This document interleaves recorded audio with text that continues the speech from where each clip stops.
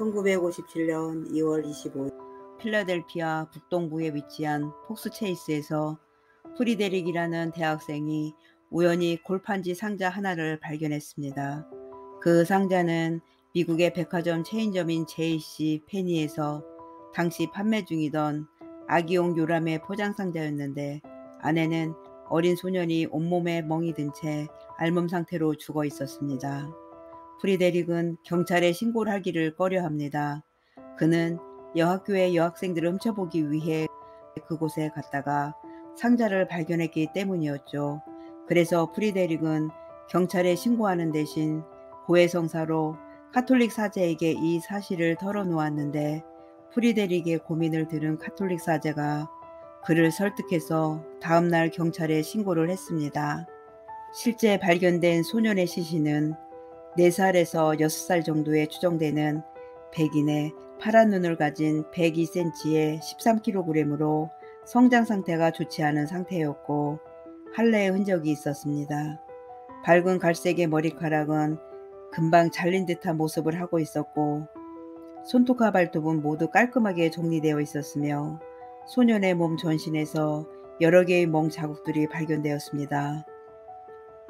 사인은 머리를 강타당해 죽은 것으로 밝혀졌습니다. 경찰은 시신의 상태가 온전하고 상자 속에는 소년의 것으로 보이는 모자와 담요가 남아 있었기 때문에 소년의 신원이 금세 밝혀질 것이라 생각했습니다. 그러나 소년을 아는 사람은 아무도 없었습니다. 경찰은 소년의 시신 사진과 지문, 할례 흔적 등을 토대로 필라델피아의 의사들을 대상으로 조사를 했으나 그들은 소년을 진료한 적이 없었고, 미국의학협회의 협조로 전국의 의사들에게 아이의 정보가 전달되었지만 마찬가지로 목격자는 나타나지 않았습니다. 그리고 현장에서 발견된 상자와 담요, 모자의 경우 판매처와 제조사까지 추적했지만 역시 단서를 얻는 데는 실패했습니다. 그 외에도 경찰은 소년의 좋지 않았던 것으로 보이는 영양 상태와 얼굴을 보아 1956년 헝가리 혁명 이후 미국으로 대거 흘러왔던 난민 부부 사이의 아이가 아닐까 추정했으나, 당시 미국 인민국에서 모든 헝가리 난민들에게 실시했던 예방접종 자국이 발견되지 않아 그것도 아닌 것 같았습니다.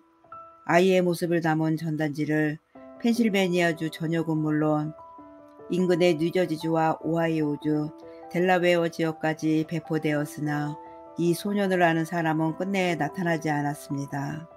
시신 부검을 통해 새롭게 밝혀진 것으로 소년의 오른손에는 장시간 물에 노출될 시 나타나는 손의 주름이 발견되었고, 온몸에 멍이 들고 머리는 까까머리로 잘린 상태였습니다.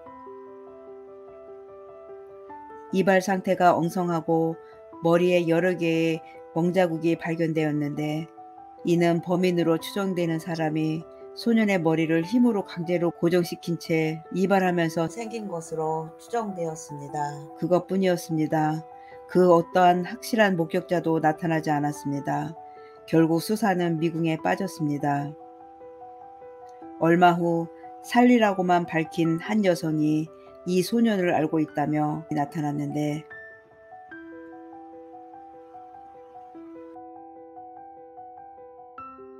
그 소년은 1954년 여름에 학대의 습성이 있던 내 어머니가 소년의 친부모에게 돈을 지불하고 데려온 조나단이라는 아이입니다. 그 소년은 내 어머니에 의해 2년 반 동안 지속적으로 극도의 신체적 학대를 받아왔고, 소년이 살해된 이유는 욕조에서 구토를 했다는 것에 분노한 나의 어머니가 소년을 바닥에 내동댕이 쳤기 때문입니다. 내 어머니는 소년의 신원을 숨기고자 소년의 길었던 머리를 깎은 뒤 나를 데리고 당시 인적이 드물던 폭스 체이스의 길거리에 시신을 유기하러 가 현장에 버려져 있던 골판지 상자에 시신을 유기했습니다. 당시 소년의 시신을 차 트렁크에서 내리려 했을 때 지나가던 오토바이를 탄 한 남성이 우리가 사고를 당한 것인 줄 오해하고 도움이 필요하냐고 물어오는 일이 있었는데, 우리는 차 번호판이 보이지 않도록 하면서 그 남성의 말을 무시했고 결국 그 남성은 자리를 떠났습니다. 라는 내용이었습니다. 실제로 살리의 증언은 소년의 시신을 부검한 결과 상당 부분 일치를 하였고 경찰은 그녀의 말이 신빙성이 높다 판단했으나 당시 살리 집안과 교류가 있던 이웃 주민이 경찰과의 사정 청취에서 살리의 집에 소년이 살고 있던 것을 본 적이 없으며 살리의 주장 또한 말도 안 되는 것이라고 증언했습니다. 그 오토바이를 탄 남자 역시 발견되지 않았기 때문에 그녀의 주장은 그냥 가설로 남았으며 사건은 결국 다시 원점으로 돌아갔습니다. 어린 나이에 학대를 당해 죽은 시신마저 발가벗겨진 채 길거리에 버려진 이 아이는 끝내 이름조차 밝혀내지 못한 채 매장되었습니다. 결국 1957년 7월 27일 소년의 시신은 가족 대신 필라델피아 경찰의 애도를 받으며 필라델피아 시립묘지에 안장되었습니다. 묘비에는 하늘에 계신 아버지시여 이 이름 모를 소년을 축복하소서라고 쓰여 있습니다. 이 사건이 발생한 지 59주기를 맞이한 2016년도에 로스앤젤레스 출신 작가 짐 호프먼과 뉴욕 출신 작가 루이스 로마노가 이 아이가 테네시스 멤피스 출신일 거라고 주장합니다. 그들은 멤피스에서 그들이 소년의 가족일 것이라고 믿는 사람을 추적했고 그것을 입증하기 위해서 DNA가 필요하다고 말합니다. 그들은 이 주장에 대해 두 가지 단서를 말했는데 첫 번째는 자신의 모친이 1954년에 소년을 부모로부터 돈을 주고 데려왔다고 학대 끝에 소년을 살해했다는 살리란 여성의 주장과 두 번째로 그의 아들을 팔았다는 남자의 집을 자기 가족이 임차했다는 한 필라델피아 출신 남성의 주장이었습니다. 그들은 이 소년의 형제로 보이는 사람에게서 DNA 샘플을 추출했습니다. 그레그 맥도널드 박사는 소년의 사진과 그의 형제와 아버지로 추정되는 자의 사진을 검토했습니다. 맥도날드 박사는 전 필라델피아 검시관의 조수였고 현재는 몽고메리 보안관의 법의학자입니다. 그는 이 사진들에 몇몇 유사성이 있다고 말했고 더 많은 실험을 통한 조사를 할 가치가 있다고 생각될 정도로 충분한 유사성을 띠고 있다고 주장했습니다.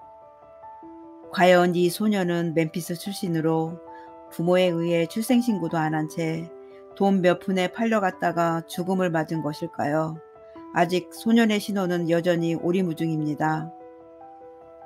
드디어 사건 발생 후 41년이 지난 1998년에 소년의 시신 치아에서 DNA를 채취하는 데 성공했습니다. 소년의 신원을 파악하는 데 주력하게 됩니다.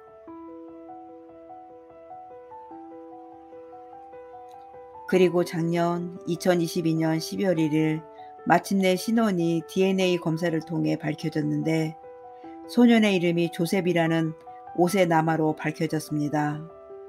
65년 만에 조셉에게 이름을 되찾아준 것은 DNA 분석이었습니다. 경찰이 수사 과정에서 향후 검사를 위해 일부 유해를 남겨준 덕분에 현대 법의학 기술을 적용할 수 있었습니다.